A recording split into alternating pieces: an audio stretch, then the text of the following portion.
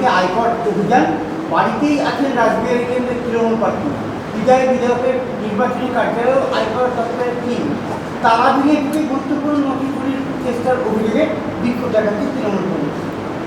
যারা করছে তারা জানে কেন তাকে গ্রেপ্তার করতে বা তার বাড়ি তল্লাশি করতে যাচ্ছে, আর যারা চিৎকার বই হয়েছে তারা জানে তারা কার নির্দেশে এগুলো করছে।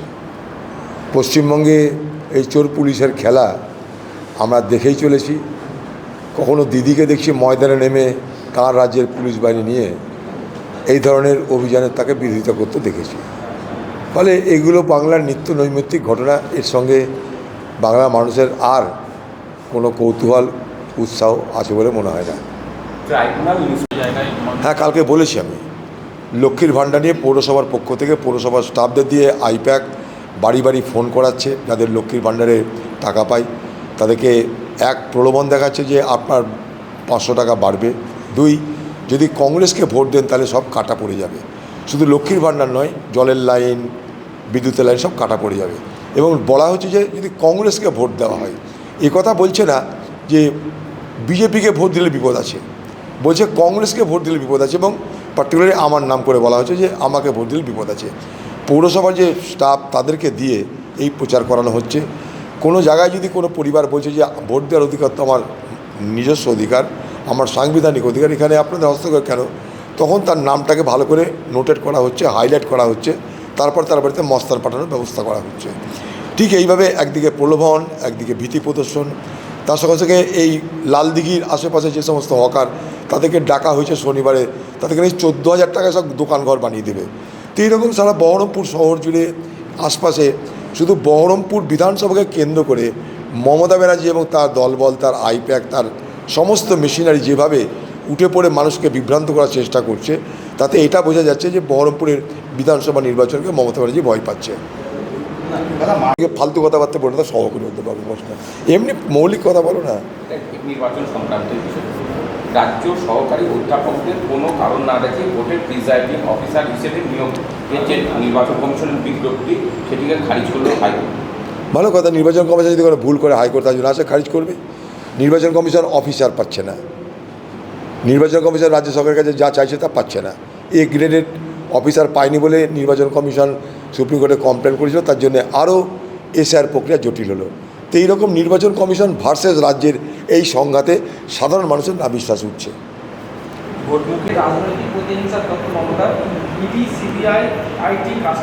এগুলো পুরনো কথা হয়ে গেছে, আর কি অত প্রতিদিন শুনবো। ভালো তো, মমতা ব্যানার্জি এত বড় উকিল, সুপ্রিম কোর্টে গিয়ে লড়লেই তো ভালো হয়। এখন তো ভার্চুয়ালিও লড়াই করা যায়। এত বড় লয়ার থাকতে কিসের ভয় ইডি সিবিআই? মমতা ব্যানার্জির এত বড় লয়ার যেখানটায় সুপ্রিম কোর্টে গিয়ে সে মোকাবেলা করে ভালো একটা মামলাকে সে নিয়ে চলে এলো বিচারাধীন করে। ভালো উকিলের উপর অনেক কিছু নির্ভর করে। উকিল ভালো হলে বেলকে জেল হয়, উকিল খারাপ হলে জেলটা বেল হয়।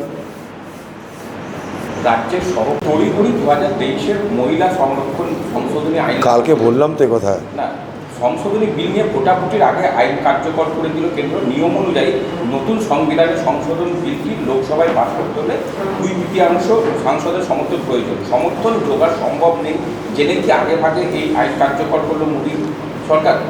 এরকম করে তো হয় না। পার্লামেন্টের নিয়মকানুন অনুযায়ী এই ধরনের অ্যামেন্ডমেন্ট আনতে গেলে 2/3 মেজরিটি দরকার, তার সঙ্গে আবার রাজ্যেরও সমর্থনের দরকার। এগুলো স্পেশাল অ্যামেন্ডমেন্ট। তো গায়ের জোরে যা খুঁজে করার চেষ্টা করে, সব তো কোর্টে গিয়ে ফাঁসবে। ভারতবর্ষের আলটিমেট তো আরবিটার কোর্ট। সংবিধান মেনে কাজ হচ্ছে কি না হচ্ছে সেটা বিচার করবে কোর্ট। কোর্টে গিয়ে সব ফাঁসবে আগামী দিনে। 142 অনুচ্ছেদ প্রয়োগ করে নির্দেশ সুপ্রিম কোর্টে। এফআইআর বিবেচনাধীন ট্রাইব্যুনালে নিষ্পত্তি হওয়া ব্যক্তিদের বড়সড় স্বস্তি। 21 তারিখের মধ্যে যদি এই ট্রাইব্যুনালের নাম সংশোধন হয় তাহলে প্রথম দফায় যাদের নির্বাচন। সব ভালো কথা, কিন্তু ট্রাইব্যুনালটা কোথায়? সুপ্রিম কোর্ট তো প্রথম দিন থেকে বলছে ট্রাইব্যুনালের মাধ্যমে ফয়সালা হবে, কিন্তু ট্রাইব্যুনালটা কোথায়? প্রতিটা জেলায় জেলায় কি ট্রাইব্যুনাল তৈরি হয়েছে? সেখানে কি বিচারক বসেছে? পরিকাঠামো কি তৈরি হয়েছে? সাধারণ মানুষের কোনো স্বস্তি নেই।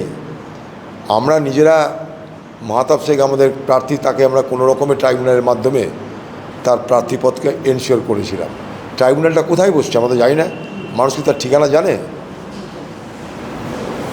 অভিযোগে তদন্ত রোধে ইডির তল্লাশি, কলকাতা সহ 5 জায়গায় একযোগে অভিযান, নির্মাণ সংস্থা ডিসি পালের গ্রুপের কর্তা অফিসেও তল্লাশি।